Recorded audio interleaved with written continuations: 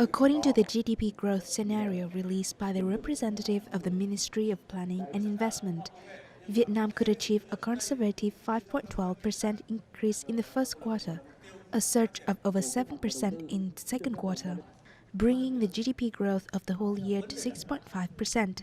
According to experts, macro stability is an important factor for economic recovery this year. Maintaining macroeconomic stability and setting lower lending rates will help boost both businesses and citizens.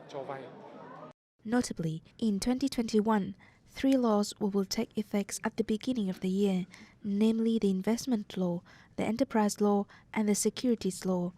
According to the leader of Deloitte Vietnam, the implementation of these laws is an important foundation for businesses. The common point of these 3 laws is that they all aim for good corporate governance, because in 2020, enterprises that overcame difficulties and had advantages were all businesses with good governance.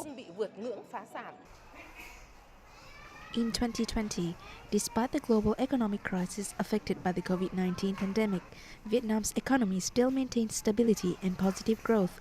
Recovery in purchasing power, as well as maintaining the stability of export supply chains, diversifying export markets, and taking advantage of the free trade agreements will be the biggest challenge this year.